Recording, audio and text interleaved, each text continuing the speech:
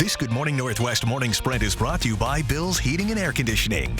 It is 6:53, time to get you ready to take on your midweek on a Wednesday with the morning sprint. Yeah, Sydney Charles with details on the Federal Reserve's planned interest rate hike. Destiny Richard live at Christ Kitchen with how you can get some gifts this holiday season and help women in crisis. But let's get to Mark telling us about some of that light snow that's already fallen this morning. Yeah, got to make sure that we're taking it easy, allowing for more time as you travel. In our first alert weather, we've got a pretty good chance of that snow continuing through mid-morning, but then it tapers off and we're going to see a better condition. However, the radar, you've got light snow just about everywhere in our area. We do see the backside of this, though, coming down. It'll be, stop snowing Deer Park here in about the next hour. We'll have a high today of 28 with a better afternoon. And today, the Federal Reserve votes on whether or not to raise interest rates. While the cost of borrowing money could get more expensive, the Federal Reserve is expected to start dialing back the aggressive pace of these interest rate hikes.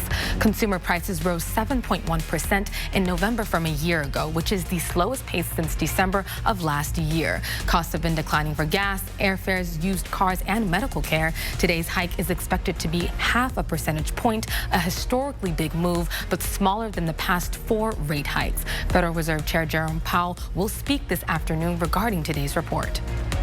A month after 4 University of Idaho students were stabbed to death in their home, Moscow police say they remain focused on finding the killer. It's now finals week at U of I, and how the campus will look for spring semester remains to be seen. In the wake of the murders just before Thanksgiving, roughly 30% of students didn't return to campus. Provost Tory Lawrence says he's heard from students who don't want classes to be online and others who would like to stay home for the spring semester. He says the university will work with all students to try to meet their needs. A triple threat of viruses is surging across the U.S. Here in the inland Northwest, state and local health departments are now saying it's more important than ever to follow virus prevention guidelines.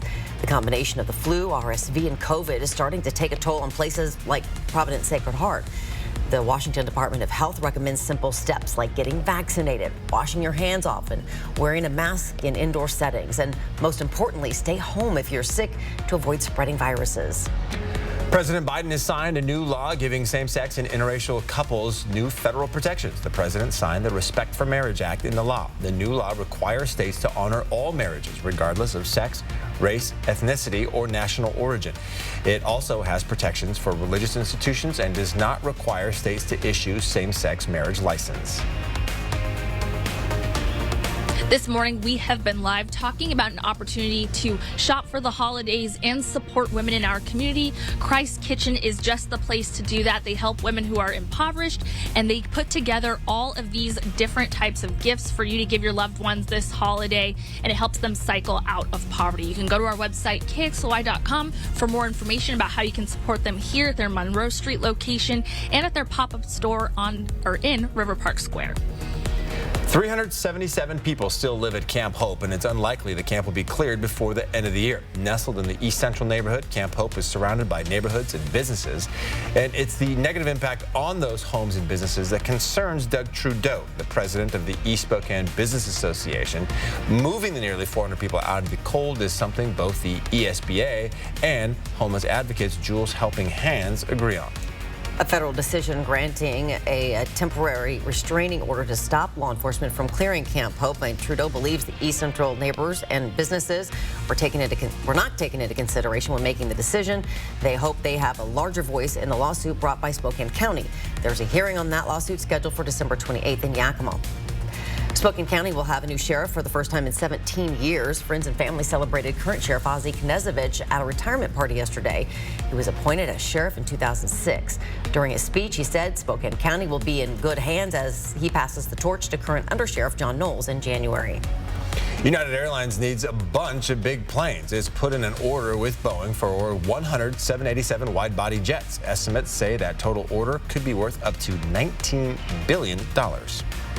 Coming up next on Good Morning America, the latest on the massive storm sweeping across the country, including tornadoes causing destruction in the south and heavy snow creating blizzard conditions in the north. ABC News is out in the hardest hit areas. And Mark will check out our weather here at home coming up right after this quick break. Stick around.